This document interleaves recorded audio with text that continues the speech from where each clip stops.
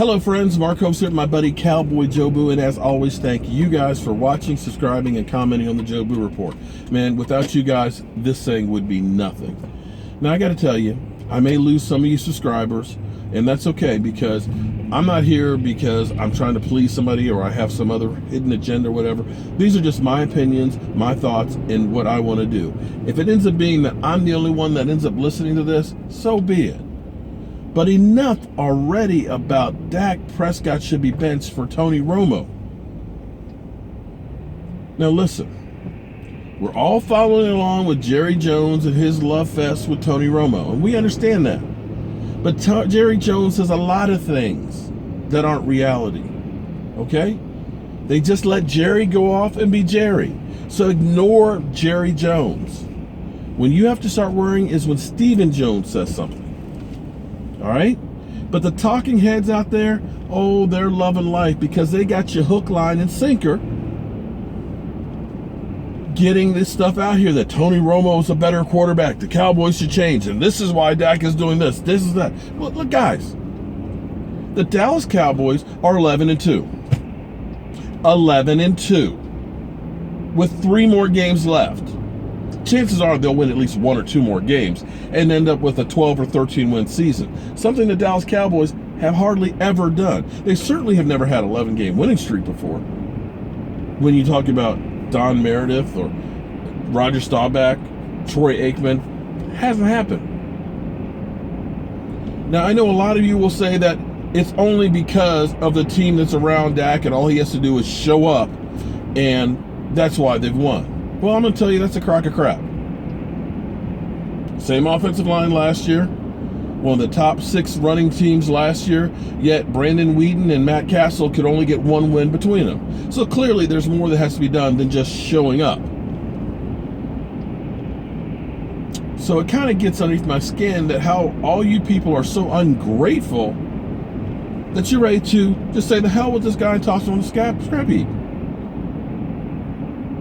Did anybody out there predict the Dallas Cowboys to win 11 games last year? Especially without Tony Romo? Anyone? All right. We'll forget about the rookie records that he's broken. We'll forget about the 11 games. But think about this. In the last 5 games,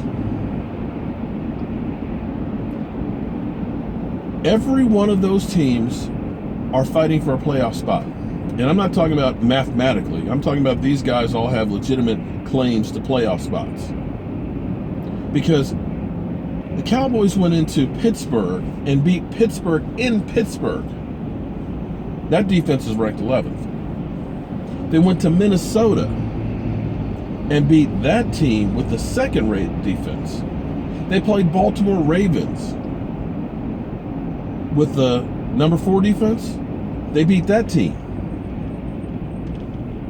Now maybe, just maybe, that game in New York where the weather, it snowed before the game, it was kind of cold, breeze blowing around, that maybe that was just a bad offensive game in general, because when you look at the other side of the field, Eli didn't exactly light it up his damn self. Their numbers were pretty similar, except that Eli had more turnovers and should have had 3 more. But okay, we'll forget all that stuff. Okay, we'll just put that to the wayside.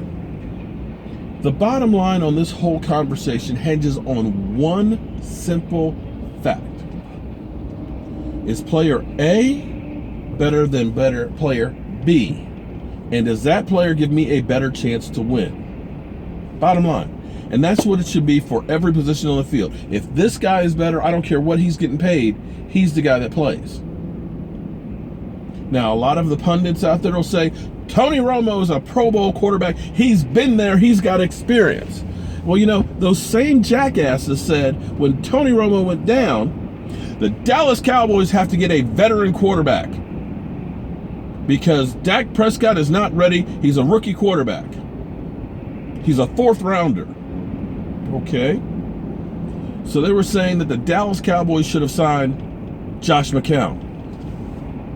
Josh McCown from the Cleveland Browns? Yeah.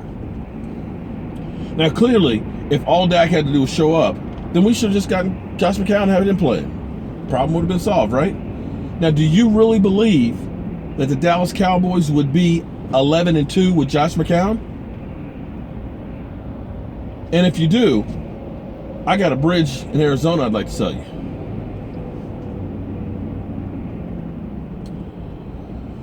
So, back to Tony Romo.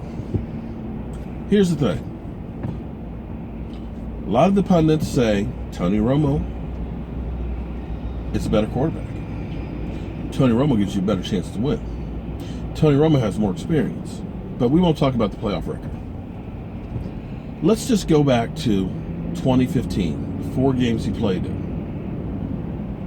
His statistics that year, 68.6, 7.3 yards per pass, averaged 220 yards a game, threw 5 touchdowns, 7 interceptions, with a 79 QBR.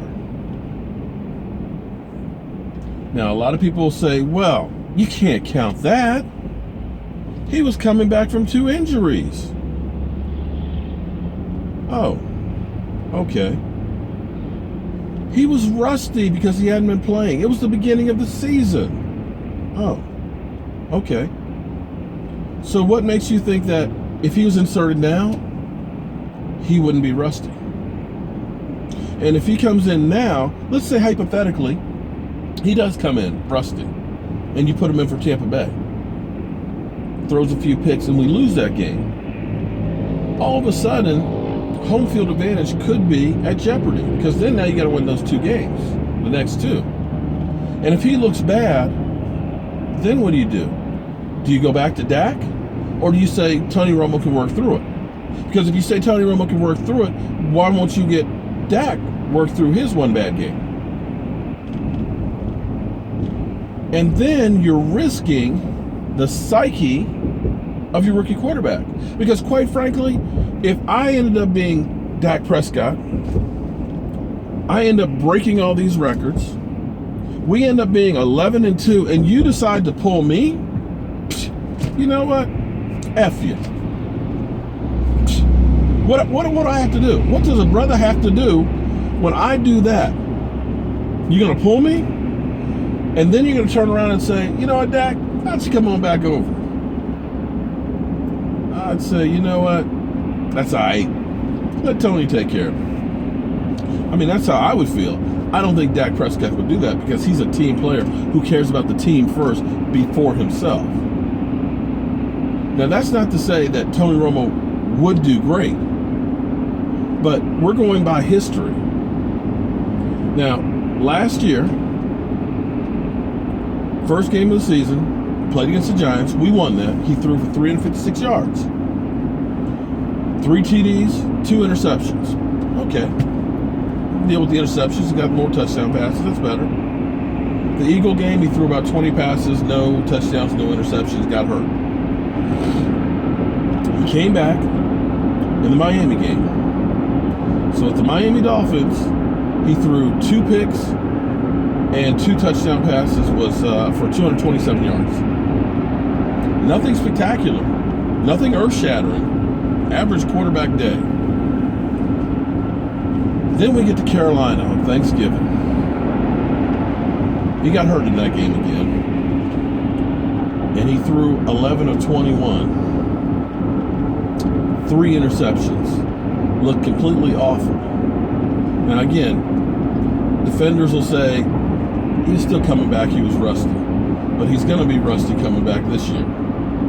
He hasn't played since that game, competitive football. The only play action he had was 2 preseason games, a few series, and got hurt. Now again, forget about last year. If you guys want to say that year doesn't count, go back to the beginning of 2014. 2014, we started off against the 49ers. In that game, he was 17 of 28.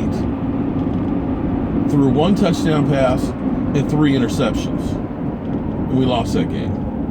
So clearly, there is an adjustment time. There is getting into football shape. There is getting used to the team. And at this point, we can't afford that. So that's my opinion, guys. You can choose to agree with it or not to agree with it. And I love to debate. But if you're going to debate me and tell me I'm an idiot, give me reasons why I'm an idiot. Show me some numbers and some facts of why I am wrong. And if you can prove it, I'll be the first one to admit, you're right, I was wrong. I'm Mark Holmes. It's Cowboy Joe Boo. And we're still dealing with this traffic. You guys have a great day.